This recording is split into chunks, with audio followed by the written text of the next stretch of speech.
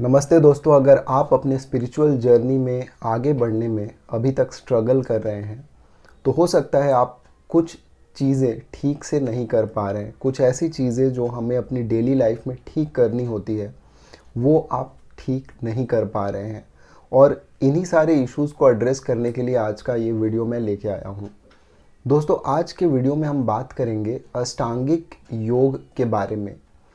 अष्टांगिक योग एक ऐसा प्रोसेस है या ऐसे स्टेप्स है जो हमें पतंजलि ने बताए, लेकिन कहीं ना कहीं हम अपने रोज़मर्रा की लाइफ में उन चीज़ों को भूल चुके हैं। हम जब बचपन से बड़े होते हैं तो हमें स्कूल में ये सारी चीज़ें नहीं सिखाई जाती। हमें स्कूल में बहुत ही मैकेनिकल एजुकेशन दी जाती है, लेकिन अगर आपको एक अच्छा इंसान बनना है, अगर आपको एक इवॉल्व्ड बीइंग बनना है, तो आपको इन अष्टांगिक योग के स्टेप्स को फॉलो करना पड़ेगा।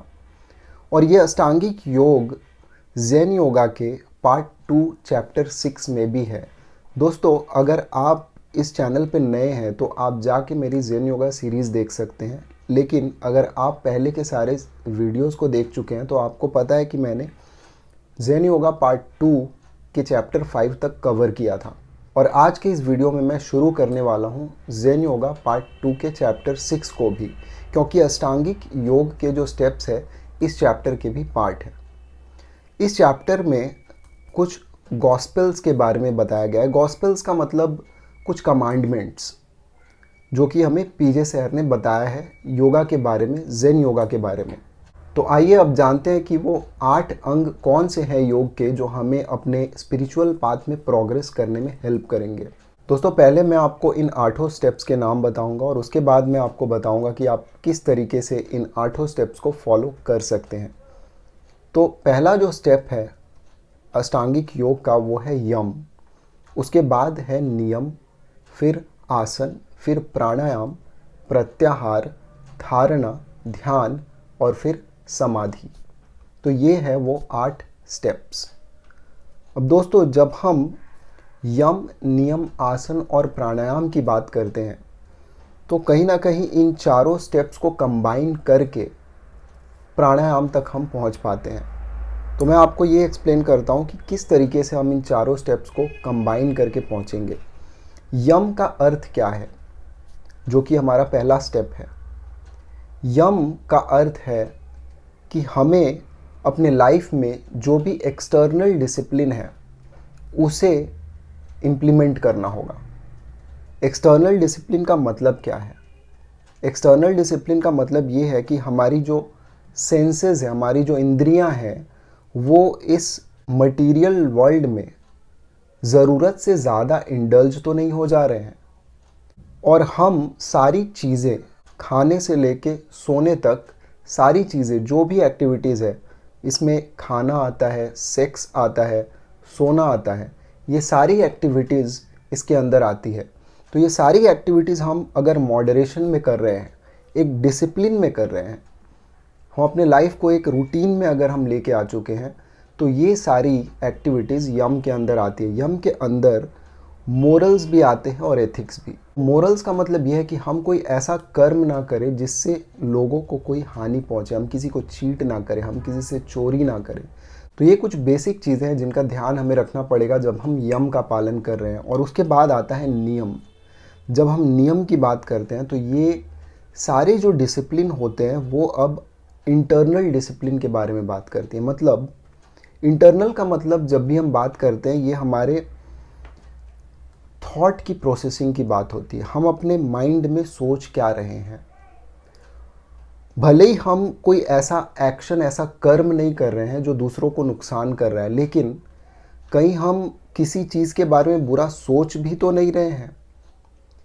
कहीं मेरे मन में किसी के बारे में कोई बुरा ख्याल भी तो नहीं आ रहा है। वो जो चीज़ है वो नियम के तहत आती है। इस चीज़ को हमें बड़े अच्छे से समझना होगा कि नियम आखिर है क्या। जब हम अपने माइंड को, अपने थॉट्स को, जो थॉट्स हमारे जनरेट हो रहे हैं उनको प्यूरिफाई करने लगते हैं या उनके प्यूरिफिकेशन में अपना एक डिसिप्लिन मेंटेन करते हैं उनके प्यूरिफिकेशन के लिए, तो उस प्रोसेस को हम नियम कहते हैं।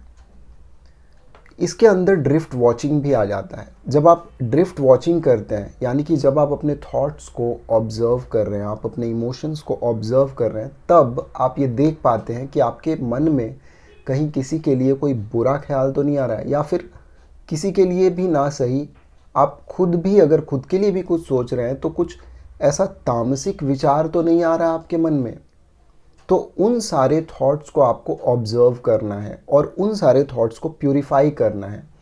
जब आप ऑब्ज़र्व करते हैं तो आपको ये समझ में आता है कि वो थॉट कौन से सेंटर से उठ रहा है, और तब आप उन चीज़ों पे काम कर सकते हैं, उन थॉट्स पे काम कर सकते हैं। तो ये हो गए नियम के बारे में। इसके बाद आता है आसन। दोस्तों, आसन को अगर सिंपल तरीके से समझें तो इसमें अगर मैं इस तरीके से बैठा हूँ अभी यहाँ पे, तो मुझे ऐसे बैठने में कोई तकलीफ़ नहीं हो रही है। मैं एकदम आराम से बैठा हूँ, मेरे शरीर के किसी भी भाग में कोई दर्द, कोई पीड़ा नहीं है, और ऐसे मैं घंटों तक बैठ सकता हूँ। या फिर आप किसी भी पोजीशन में अगर आप हैं, किसी भी आसन में अगर आप हैं और उस आसन में आपके शरीर को कोई तकलीफ़ नहीं हो रही है, तो वही हुआ आसन के नियम का पालन। तो यम, नियम और आसन, जब हम इन सारे डिसिप्लिन्स को फॉलो करते हैं, इन तीनों डिसिप्लिन्स को फॉलो करते हैं, तब कहीं ना कहीं हम अपने मन को और अपने शरीर को तैयार करते हैं प्राणायाम के लिए। और जब हम अपने शरीर को प्राणायाम के लिए तैयार करते हैं, तब जब हम अपने ब्रेथ पे फोकस करते हैं, और ब्रेथ एक ऐसी चीज़ है जो हमारे शरीर के अंदर एक प्योरेस्ट चीज़ है ब्रेथ, जो हमारे इस भौतिक शरीर को हमारे सटल बॉडी से जोड़ती है। इस फिज़िकल बॉडी को हमारे सटल बॉडी से ब्रेथ जोड़ती है। तो जब हम ब्रेथ पे वर्क करते हैं और जब हम यम, नियम, आसन तीनों पे मास्टरी पा लेते हैं, या फिर उन डिसिप्लिन्स को जब हम पूरी तरीके से साध लेते हैं, तो उसके बाद हम प्राणायाम करने के योग्य बन जाते हैं। तो प्राणायाम आखिर होता क्या है? प्राण मतलब होता है लाइफ फोर्स। ये लाइफ फोर्स जो हमारे पूरे बॉडी को चला रही है। हमारे बॉडी में जितनी भी एक्टिविटीज़ हो रही है वो प्राण और लाइफ फोर्स से ही हो रही है। ये लाइफ फोर्स जो है हमारे बॉडी के थ्रू अलग अलग चैनल से फ्लो करती है, अलग अलग नाड़ियों से फ्लो करती है। और जब इस प्राण पे हम अपने ब्रेथ के थ्रू एक कंट्रोल पाते हैं, और उन्हीं चैनल्स के थ्रू पूरे शरीर में हमारे प्राण का एक फ्लो चलता रहता है, और जब हम इस काबिल हो जाते हैं कि हम प्राणायाम कर पाएँ, तभी हम उस लाइफ फोर्स को इन चैनल्स के थ्रू अपने मर्जी से कंट्रोल कर पाते हैं। दोस्तों, बहुत सारे लोगों को लगेगा कि ऐसा पॉसिबल है भी कि नहीं है, मतलब ये बातें बहुत ही वियर्ड लगेंगी लोगों को, लेकिन जब आप इन डिसिप्लिन्स को फॉलो करना शुरू करेंगे तो कुछ ही दिनों में इनका इफ़ेक्ट आपके स्टेट ऑफ माइंड पे दिखने लगेगा। आपके दिमाग में जो भी थॉट्स आते हैं, आप देख पाएंगे कि आपके थॉट प्रोसेस में कितना चेंज आ चुका है। और ये मैं अपने पर्सनल एक्सपीरियंस से बता रहा हूँ। जब से मैंने इन डिसिप्लिन्स को फॉलो करना शुरू किया है ज़ेन योगा किताब को पढ़ने के बाद, क्योंकि ज़ेन योगा के पार्ट 1 में पूरी डिस्क्रिप्शन इसकी दी गई है, और इसे मैंने अपने पार्ट 1 की सीरीज़ में भी एक्सप्लेन किया है। तो जब आप उन सारे डिसिप्लिन्स को फॉलो करने लगते हैं, जब आप उन सारे प्रैक्टिसेस को फॉलो करने लगते हैं, तो ये आपको समझ में आने लगता है कि कहीं ना कहीं इस बात में सच्चाई है। और ये एक्सपेरिमेंट करके आपको समझ में आएगा। आपको अपने आप से, आपको अपने माइंड और बॉडी के साथ आपको एक्सपेरिमेंट करना पड़ेगा। जब तक आप इस एक्सपेरिमेंट को करेंगे नहीं, तब तक आप विश्वास शायद ना कर पाए इन बातों पे कि हम खुद अपने लाइफ फोर्स को कंट्रोल कर सकते हैं अपने बॉडी के अंदर। दोस्तों, इसके बाद का जो स्टेज है वो है प्रत्याहार।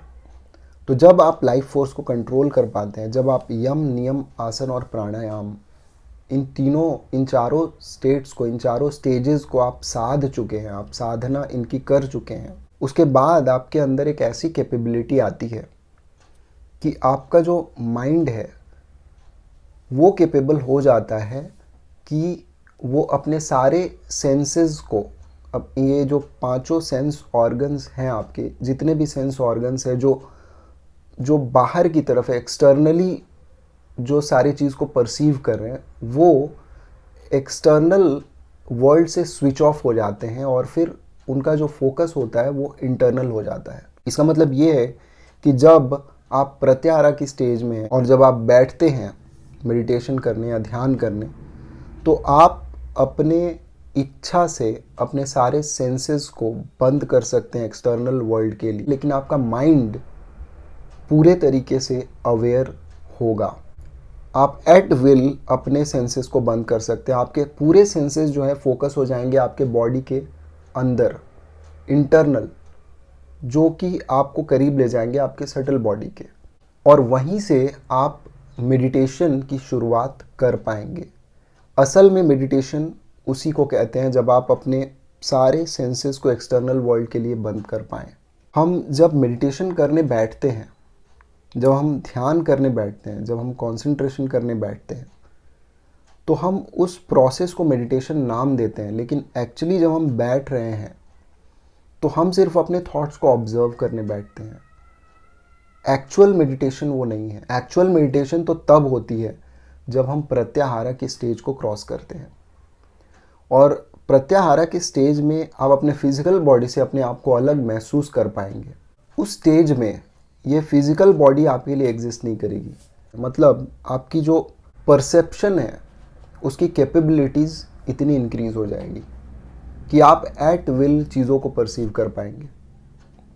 आप एट विल अपने एक्सटर्नल सेंसेस को बंद कर पाएंगे। शायद इसी चीज़ को स्पिरिचुअलिटी में थर्ड आई का नाम दिया गया है, क्योंकि जब हमारी दोनों आंखें बंद रहती हैं और जब हमारा सारा फोकस हमारे अंदर होता है, तभी हम उस डिवाइन को परसीव करने के हालत में होते हैं।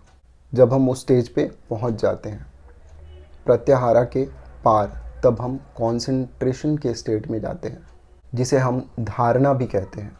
इसके बाद का स्टेज आता है ध्यान। तो जब हम कंसंट्रेशन करने के कैपेबल हो जाते हैं करने के लिए, तब हमारा माइंड ध्यान के तरफ बढ़ता है। तब हम एक शून्यता के स्टेट में जा सकते हैं मेडिटेशन में, और उसके बाद का जो स्टेज होता है वो होती है समाधि का स्टेज, जहाँ पे आप एक ऐसे ट्रांसेंडेंटल स्टेट में होते हैं कि आप कॉस्मिक कॉन्शियसनेस को परसीव कर पाते हैं। लेकिन दोस्तों, ये सारे जो ऊपर के स्टेप्स हैं, जो प्राणायाम के ऊपर के प्रत्याहार, धारणा, ध्यान और समाधि, हमारा फोकस अभी इन स्टेप्स पे नहीं होना चाहिए। सुनने में तो बहुत अच्छा लगता है, लेकिन इन चीज़ों को अचीव करने के लिए हमें चाहिए डिसिप्लिन, और वो डिसिप्लिन हमें देता है यम, नियम, आसन। तो सबसे ज़रूरी जो स्टेप्स होते हैं वो यम, नियम और आसन ही होते हैं, और इन्हीं तीन चीज़ों को लोग कर नहीं पाते हैं। कोई भी अपने लाइफ में, जब मैं चारों तरफ अपने देखता हूँ, तो अपने लाइफ में कोई भी इन डिसिप्लिन्स को मेंटेन नहीं करता है। हर इंसान को किसी न किसी चीज़ की एडिक्शन है। मैं सोचता हूँ कि अगर एडिक्शन आपको करना ही है, तो आप उन चीज़ों की एडिक्शन क्यों करते हैं जिनसे आपकी जो कैपेबिलिटीज़ है, आपके माइंड की, आपकी बॉडी की जो कैपेबिलिटीज़ हैं, उनको नुकसान पहुँचता है। आप स्पिरिचुअलिटी का एडिक्शन क्यों नहीं करते? आप ड्रिफ्ट वॉचिंग या ध्यान करने का एडिक्शन क्यों नहीं करते? क्योंकि इन चीज़ों से ही आपकी एवोल्यूशन होगी। और जब तक आप इन यम, नियम, आसन और प्राणायाम जैसी चीज़ों को फॉलो नहीं करेंगे, करने की कोशिश नहीं करेंगे, तब तक तो हम मान लीजिए ऐसे ही जी रहे हैं जैसे ये जानवर जी रहे हैं। फिर इंसान होने का क्या फ़ायदा है? दोस्तों, अगर ज़ेन योगा के पार्ट 1 को आप देखना चाहते हैं, पार्ट 1 की पूरी सीरीज़, तो आप ये वाली वीडियो देखिएगा, और पार्ट 2 के चैप्टर 5 तक की वीडियो अगर आपने अभी तक नहीं देखी है, तो आप ये वाली वीडियो देखिएगा। चैनल को अभी तक सब्सक्राइब नहीं किया है तो ज़रूर करिए, और अगले वीडियो में हम बात करेंगे इस चैप्टर के और बाकी सारे गॉस्पेल्स की। तो मिलते हैं अगले वीडियो में। नमस्ते।